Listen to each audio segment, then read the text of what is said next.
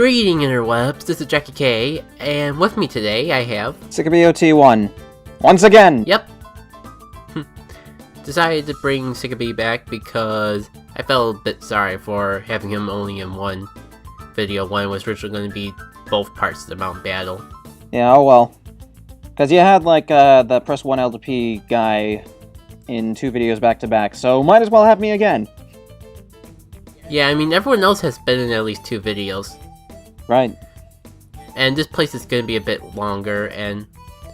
Yeah. Well, no need to reintroduce, we're just making utter rambling. Yeah, dungeons in this game definitely tend to be longer than dungeons in other main series Pokemon games because they're also full of battling, not so much about exploring. Yeah, I mean, I guess that makes sense. Anyways, before I forget, last time we decided to enter the lair, at least me and the viewers, and we explored around the left side and got the needs to get into the other side of the whole entire lab, so this episode will basically be the beginning of that.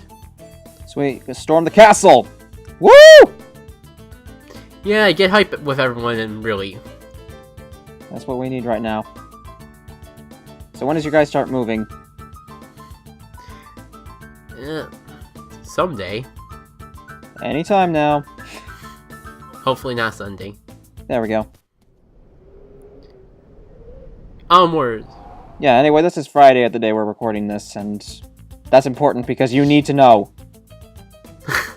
No, they don't need to know, but now they know, so there's no point trying to hide the fact they know. Yeah.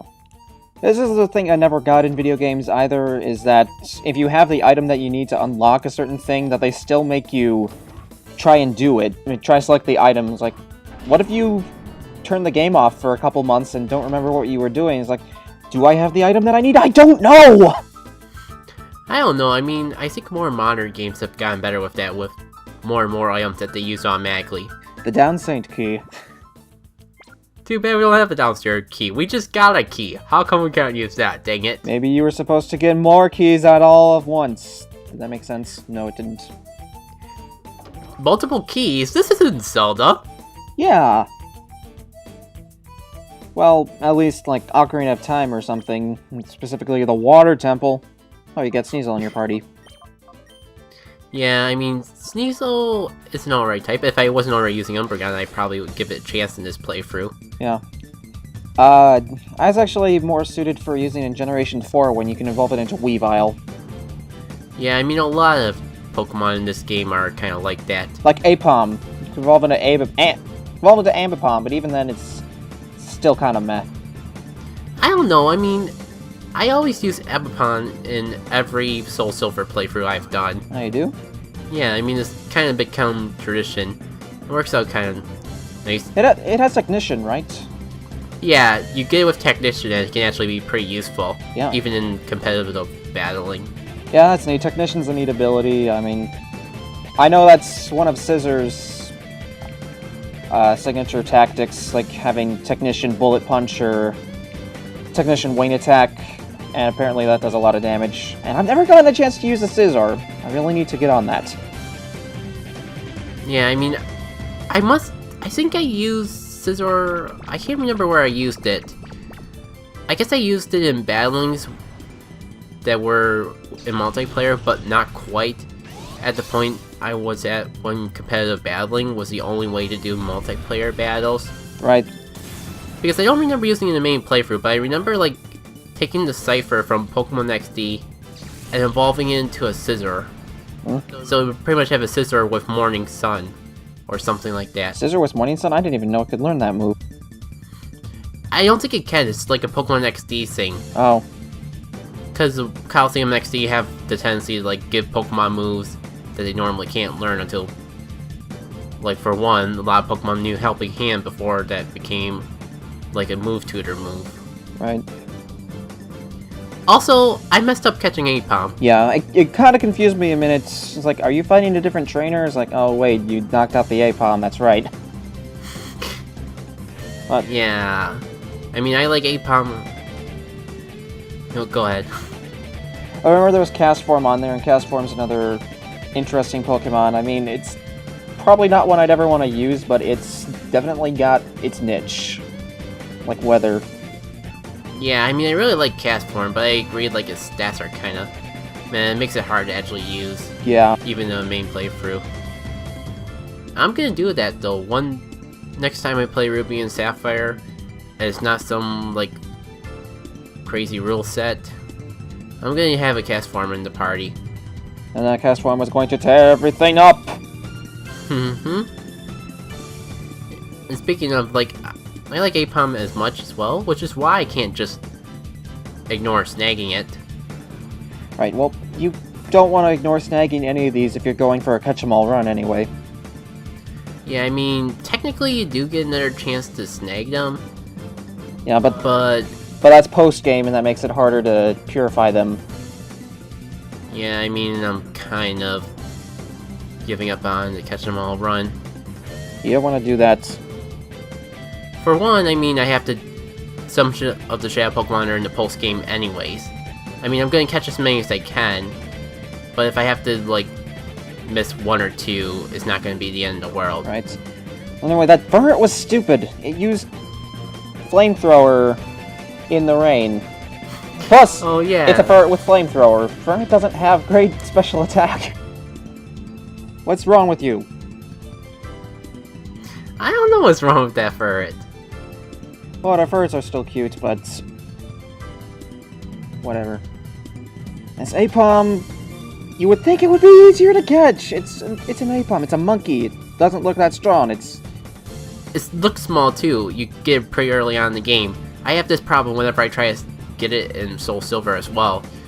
Like, it never goes into Pokeballs, and it struggles to get inside the Great Balls. What's its catch rate anyway? It really shouldn't seem like it's that high, and you just caught it.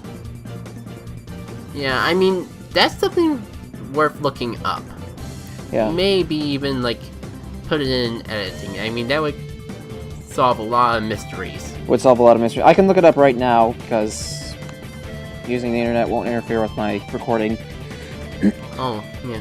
45. That's kind of low 40. for a stage 1 normal type. That's really low. Oh, yeah.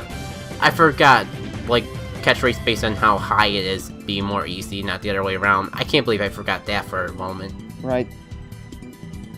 That's, like... That's lower than a Chatot? Is it? Chatots? Yeah, I mean, like, everyone compares Chatot to being as hard to catch as, like, Dialga and Palkia. Yeah, it's 30. I believe that's Palkia's and Dialga's as well. I gotta check. Yeah, it's the same. I don't know.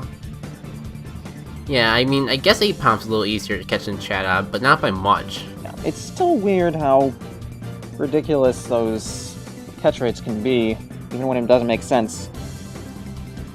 I guess they just assume because it's rarer, because in the Gold Silver games you can only find them by head bonky trees and that. I suppose. That's the only justification I can come up with. That kind of makes sense, too. But anyway, Jacket actually gave me an Apom with Pokerus a few months ago back in my white file. So that was nice of him. Oh yeah, I completely forgot about that. Fun times were had by all, and I think that Apom's now an Ambipom, and I have space in my Pokedex filled up. Woohoo, thank you! Yay. No, speaking of which, X and Y are actually out by the time we're recording this. And I got X, I've beaten it, I love it. I started out with Chespin, and I haven't regretted it. You Quilladin haters, listen to me. Quilladin is awesome, and so is Chestnut. Yeah, I mean, I guess if it didn't come across the spur idea to use Roselia because I never used this evolution line, I might have kept Chespin a bit longer. I might bring it back on the team later on. Though I'm going to reserve a lot of my judgment about the game until I beat it. But I have beaten it. But, yeah, Roserade's also a fantastic Pokemon from what I've heard, and even better, has Poison type and gets Poison type stabs, so that'll help with the Fairy types in the game. Oh yeah. they did make a lot of Pokemon into fairy types. Yeah, they made... I think they made the Cleffa line, the Togepi line, obviously the Azuro line, and the Igglybuff line, and Mawile. Mr. Mime family. Mr. Mime Jr. family, more accurately. Whimsicott's also part fairy now. No, I'm sure there's others. Yeah, I'm sure there's others. There's, who am I thinking of? The Ralts family, not just Gardevoir, are all part fairy, except for Gallade, which is still psychic fighting. Mm-hmm. And then there's the Gen 6 fairies, which are like Carbink and Dedenne, Sylveon, the Swirlix line, and there's a lot of fairies. Yeah. I mean, it kind of catches me off guard because, like, it's a new type, and we haven't had a new type in, like, 3 generations, maybe 4. Four generations of Pokemon. We haven't had a new type. Yeah. So I guess it's kind of like back in the Gold and Silver days when you find Megamite and you keep forgetting that it's part Steel and you use your normal types. Or the other way around, where you go back to Gen 1 and forget that Magnemite's not a Steel type back then, and you use Flamethrower on it, it doesn't kill you, and it kills your Charmeleon and your Nuzlocke run. Ouch. I'm gonna bet that happened to someone. I saw it on a Rage comic before. It never actually happened to me. I've never tried a Nuzlocke run. Oh. Yeah, I mean, I started a Sapphire run and, like, got to, like, second last gym and kind of gave up. I mean, I didn't lose, but it's like, I lost a Pokemon that I was using really well, and grinding up another one just didn't seem worth it. Right, that's probably the reason why I haven't done a Nuzlocke ever. I considered doing one for Blue, but then I decided, nah, I'd rather not. And I can't believe I forgot about this guy. Is this guy a jerk? Well, the whole point of him is that I could have avoided him. I avoided him the first time, but I walked back down, rushing off to the Pokemon Center and forgot about him. Alright. Which kind of leads to a closer match than I would have liked. Self-destruct! Yep. You killed your sleep inducer, nearly killed your Dark Knights, nearly killed Magnemite too. And it resisted the attack. And it yeah. Thankfully scientists don't really have any means. Like, they don't have any shadow Pokemon to worry about or that, but still. Yeah. Not a fight I wanted to do at this time. If you want an example of how much Generation 5 nerfed some aspects of the game, back before Generation 5, Self-Destruct and Explosion halved the defense of everyone, in addition to killing the user.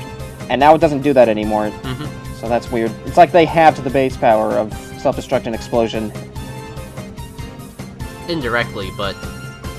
Also, other move changes, Feint Attack is now spelled F-E-I-N-T instead of F-A-I-N-T. Yeah!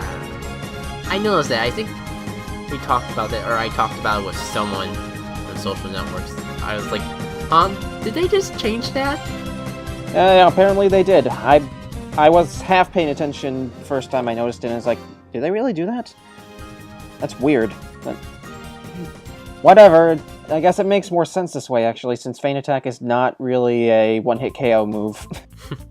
I guess when you put it like that. I say changes made to Generation 6 have been good so far, so... Yeah, I mean, they're nice. I mean, there's something I can't put my finger on that makes me go, about the game, but maybe I'm still clinging to Gen 5. I'll see when I finish the game completely. At least, like, the whole Victory Road Champion. Yeah, Gen 5 is also fantastic, so props to you for that. And now I wasn't really going to run off into the sunset because they're tired. Alright. So, I guess we should be closing off the video. Alrighty. This has been Jackie K. And this has been Josh. And we'll see you all next time.